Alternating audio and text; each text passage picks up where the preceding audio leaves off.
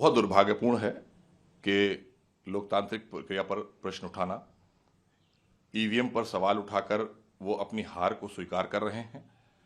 लोकतंत्र में जो मैंडेट पब्लिक जनता देती है उसको हम सब स्वीकार करते हैं, और अगर एग्जिट पोल आए हैं तो कल एग्जैक्ट पोल भी आएंगे, उसका इंतजार करना चाहिए था। इसका मतलब है कि उनको परिणाम पता है।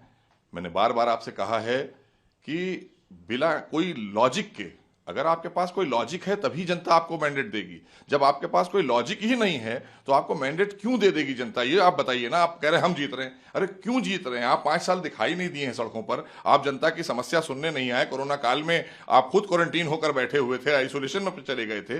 अब जैसे ही सारी व्यवस्थाएं ठीक हुई और चुनाव आया, आप निकल आए कुर्ते पैजामे झाड़ के और अपने सारे वही प्रवृत्ति को लेकर खड़े हो गए कि हम ये कर देंगे, हम वो कर देंगे, और धमकी देना, ये सब चीजें जनता ने निकाल, इसको इसी बात को लेकर इनको 2017 में जनता ने नकारा है। और मुझे लगता है कि अब उत्तर प्रदेश में भारतीय जनता पार्टी, आदरणीय मोदी जी, आदरणीय योगी जी की योजनाएं जो हमने जनता के हितों के लिए बनाई, उनको हमने एग्जीक्यूट किया, उसको लोगों ने स्वीकारा है।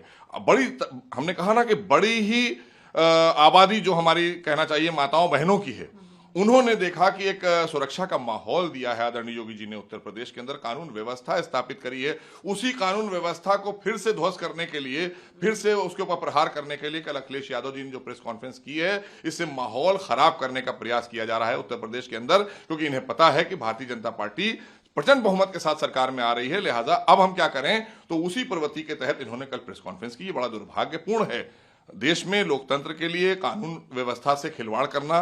किसी भी ऐसी पार्टी के लीडर को जो उत्तर प्रदेश में पहले मुख्यमंत्री रहा हो, वो इस तरह की बात अगर कर रहा है तो कितना दुर्भाग्यपूर्ण है। और शायद इसका परिणाम जनता ने इनको 2017 में दिया था और 2022 में भी ये परिणाम जानते हैं, इसलिए इन्होंने अभी से ठीकरा फोड़ना शुरू कर दिया है कि ईवीएम पर हम ठीकरा फोड़ेंगे, इलेक्शन कमीशन पर प्रश्न उठाएंगे, और कानून व्यवस्था के साथ साथ प्रशासनिक अधिकारियों पर सवाल उठा रहे हैं। तो ये अपने आप में हार है, उसको स्वीकार नहीं कर पा रहे हैं, और स्वीकार करना पड़ेगा कल इन्हें।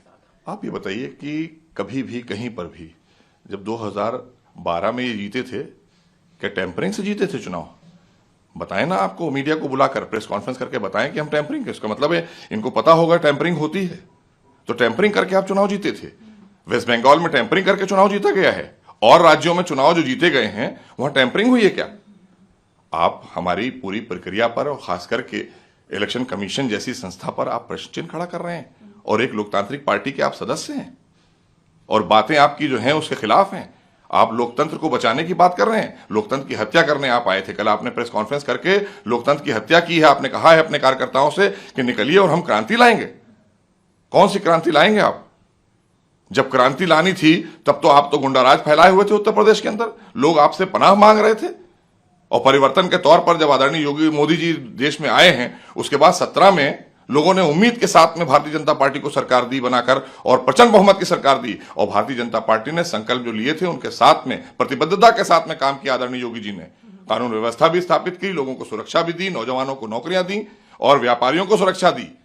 आज वातावरण, एक माहौल है, 15 करोड़ लोगों को राशन मिल रहा है मुफ्त में, क्योंकि कोरोना काल में सबसे बड़ी परेशानी यह थी कि जिनकी जीवन और जीविका इफेक्टेड हो रही थी, उनको कैसे संभाला जाए, उनको पटरी पर कैसे लाया जाए।